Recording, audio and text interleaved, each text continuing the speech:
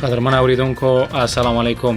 نن د 2020 میلادي کال اکتوبر د میاشتې 11 نیټه ده او د شنبه ورځ ده. تاسو د آل انډیا رادیو د بارنې خبرونو پښتو څانګې ته غوږ یاست. زه حکمت الله نوریم او تاسو سره د سات خبرونه وړاندې کوم. په پایل کې هم د خبرونو سرټکی. لومړی وزیر نریندر مودي په احمد آباد کې د سمندري الوتکو خدمتونه پرانیسي چې د کوډیا د یووالي مجسمه د صبرماتي سیند غاړې سره نښلوي. د پارلماني اتحادیې د حکومتدارۍ شورا 206 نړیواله غونډه د نومبر له لومړۍ نیټې څخه په لار اچول کیږي. لومړی وزیر نریندر مودي پر نړیوالې ټولنې غږ وکړ چې د ترهګرۍ د زیاتېدونکي ګواښ پر وړاندې متحده شي. په بنگلاديش کې د فرانسې په وړاندې لاریونونه ترسره شوي دي. له کووډ-19 څخه د بیا رغېدو کچه په هند کې 1.34 سلنې ته رسېدلې ده او فرانسې په 13 ساعتونو کې د کووډ-19 د 9,215 نویو پیښو راپور ورکړی دی. اوس هم بشپړ خبرونه واورئ.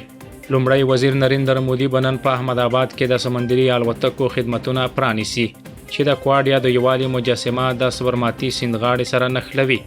ښاغلی مودي پرون د یووالي مجسمې ته نږدې د سمندر له لارې د تګ راتګ د اسانتیاو برابرولو خدمتونه پرانیستل.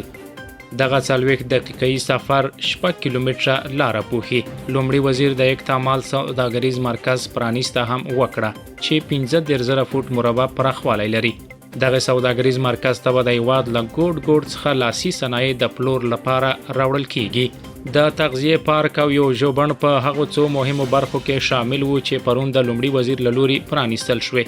ژوبڼ یا سفاري پارک به 315 جریبه ځمکه کې پروت دی او له هندوستان او بهرنیو مرغیو 1100 ډولونه پکې دي او شاوخوا 100 څاروي لري. ښاغلي مودي یو غوښتنلیک هم په لاره اچولی چې له مخې به د کوډیا په اړه معلومات په 6 ژبو د لاسرسي وړ وي. د یادې سیمې مهمې برخې په LED څراغونو روښانه شوي دي.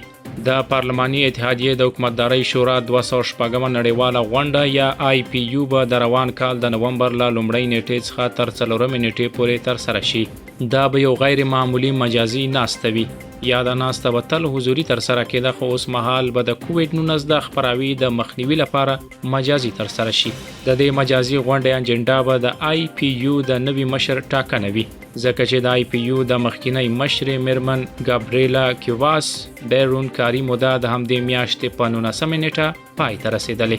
د هندوستان د پارلماني پلاوي مشري د لوک سبا مشر اوم بیرالا په غاړه ده او د لوک سبا غړی پونمبن مادم او د راجیا سبا غړی سواپن داسپټ په یاد ناسته کې برخه واخلي او خپل رائے به وکاروي. لومړي وزیر نریندر مودي نن سردار پټیل ته د هغه د 145 کلیزې په یاد او درناوي د ګجرات ایالت د نرمډا ولسوالۍ په کوډیا کې د نړۍ تر ټولو لوړې مجسمې یعنی د یووالي مجسمې ته د ګلونو ګېډۍ کېښوده. لومړي وزیر د ګڼو ځواکونو د راشتیا ایکتا دیواس د پریډ شاهد هم وو. د هند هوایي ځواک په دې مراسمو کې الوتنې ترسره کړې. لومړي وزیر د CRPF ښځینه افسرانو لخوا د رافل جنگي الوتکو د الوتنې شاهد هم وو. ولسمشر رامنات کوویند د ولسمشر مرستیال وینکایا نایدو د کورنۍ چارو وزیر امیت شاه او د ډیلی والی انیل بیجل نن د نوي ډیلی په پټیل چاو کې سردار والد بهائی پټیل ته د درناوي په پار دغه مجسمې ته د ګلونو ګېډۍ کېښودلې. د کورنۍ چارو وزیر امیت شاه خلکو ته د یووالي ژمنه ورکړه. د دفاع وزیر راجنات سنگ سردار پټیل ته د درناوي په وړاندې کولو سره وویل نن موږ دې هوډ ته له سره اړتیا لرو چې موږ به تل د ملت د یووالي بشپړتیا او امنیت ساتلو لپاره ځانونه وقف کړو. د اطلاعات او خبرونو وزیر پرکاش جاوډکار خلکو ته د راشټریا ایکاس دیواس مبارکي ورکړه. په یو ټویټ کې ښاغلي جاوډکار سردار پټیل ته خپل درناوی وړاندې کړ او ویل چې د اوسپني سړي د ملت د یووالي لپاره هر څه قرباني کړل. هغه له خلکو وغوښتل چې سږکال د یووالي له مجسمې لیدنه وکړي. فرانسې د جمعې په ورځ په 13 ساعتونو کې په داسې حال کې د کووډ-19 د 9,215 نویو پیښو د ثبت راپور ورکړی دی چې د پنجشنبې په ورځ د 4,630 پیښو او د تیر یکشنبې په ورځ د 52,010 پیښو راپور ورکړل شوی و چې دا په ورځنۍ کچه تر ټولو لوړ شمیر و. په فرانسه کې د جمعې په ورځ په ملي کچه بندیز ولګېدو. ځکه چې ویره شتون لري چې د کووډ 19 خپرېدو حالت بل کنټرول څخه بهر شي. د فرانسې د روغتیا وزارت ویلي چې په فرانسه کې د کووډ 19 ناروغۍ له امله په تیرو 24 ساعتونو کې 250 کسان مړه شوي چې په دې سره د یادې وبا له امله د مړو ټول شمیر 15,515 ته رسیدلی دی. د پیښو ټول شمیر اوس مهال 1,301,904 ته رسیږي. په یاد هیواد کې په تیرو 2 ورځو کې 14,258 په کووډ 19 اخته کسان په روغتونونو کې بستر شوي دي. د بهرنیو چارو وزیر ډاکټر اس جے شنکر به نن ماښام په 9 بجو او 13 دقیقو د سردار پټیل په اړه د سږ کال د یادښت وینا وړاندې کړي. دا به د آل انډیا رادیو په ټولو برخو کې خپره شي. د لوګیو چارو وزیر مختار عباس نقوي به د دې کال د وینا مشري وکړي. سردار والي بھائی پټیل ته د درناوي په توګه کوم چې د هند لومړی د اطلاعات او خپرونو وزیر وو، نو آل انډیا رادیو به د سردار پټیل د یادښت د کلنۍ وینا کوربتوب وکړي. د نامتو رهبرانو، ساينس پوهانو او مورخینو ګډون به دغه یادښت غونډې ته لا ښکلا ور وبخي. د والي بھائی پټیل د یادښت په پار د وینا لړۍ په 1955 کال کې پیل او لومړی لیکنه د سی راجوګوپالاچاري لخوا وړاندې شوه. ډاکټر اے پی جی عبدالکلام، مور آر جی دیسائی، ډاکټر ذاکر حسین، ډاکټر کرن سنگھ، وسنت ستی، ډاکټر کیسټوري رنگن، پروفیسر ایم جے کے مینون، ډاکټر ایم ایس سوامیاتن، جسټس لیلا سیتا، جی ان ډیکشت، ارون جیټلی، اجیت دیول په تیرو وختونو کې وینا ترسره کړې ده. لومړي وزیر نریندر مودي پر نړیوالې ټولنې غږ وکړ چې د ترهګرۍ د زیاتېدونکي ګواښ پر وړاندې متحده شي. نن سهار د ګجرات ایالت په کیوډیا کې د یووالي مجسمې سره څیرمه د ایکتا دیواس پریډ ته په وینا کې لومړي وزیر وویل چې د نړۍ د سولې او هوساینې لپاره د نړیوالې ټولنې یووالی اړین دی.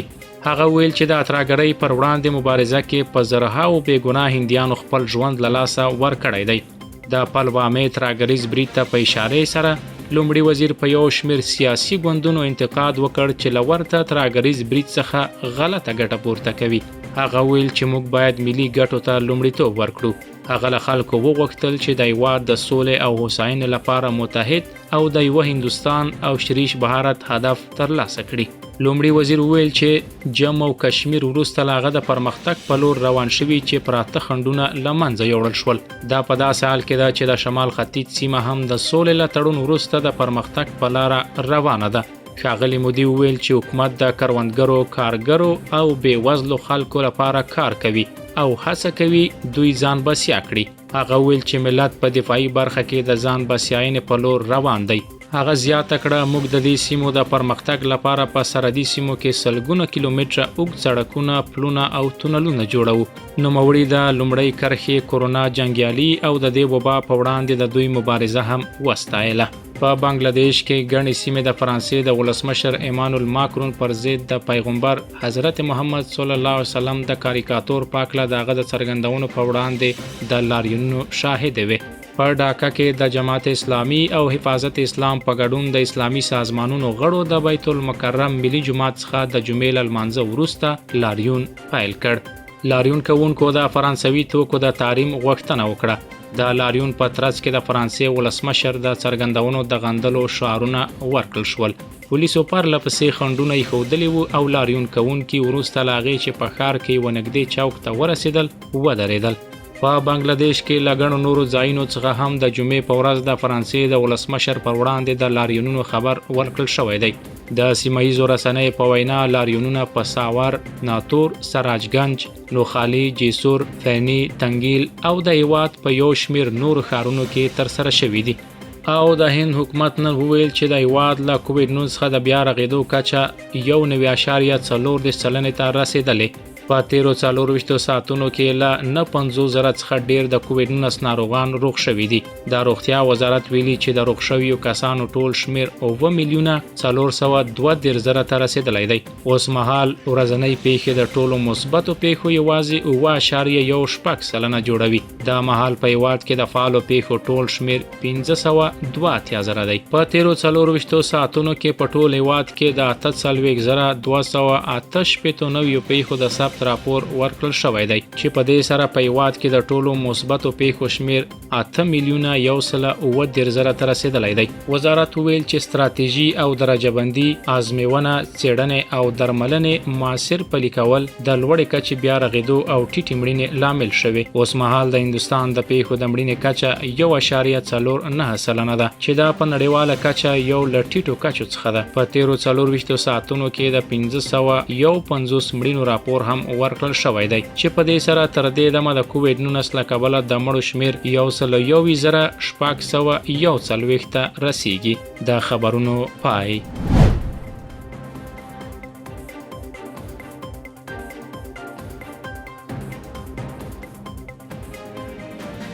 قدرمن اوریدونکو، اوس هم د نن ورځې مهمه سیاسي تبصره واورئ.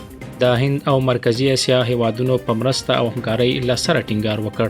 لیکنه د ډاکټر اطهر ظفر، ژباړه د پښتو څانګې.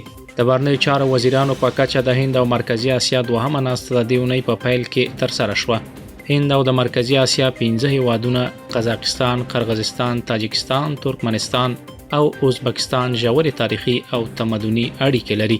د 1990 لسیزې په لومړیو کلونو کې د سیمې د 5 جمهوریتونو له خپلواکۍ راهیسې هند له دوی سره نږدې سیاسي، اقتصادي او کلتوري اړیکې لري. د 15+1 فارمټ چې د بهرنیو چارو وزیرانو په کچه لیدل کیږي د سیمې ټولو 5 هیوادونو لپاره د نړیوالې ښکیلتیا یو ارزښتمن پلیټفارم په توګه راپورته شوی دی. د هند او مرکزی اسیا لومړی ناسته د هند او ازبکستان لخوا په ګډه د جنوري په میاشت کې په سمرقند کې جوړه شوې وه.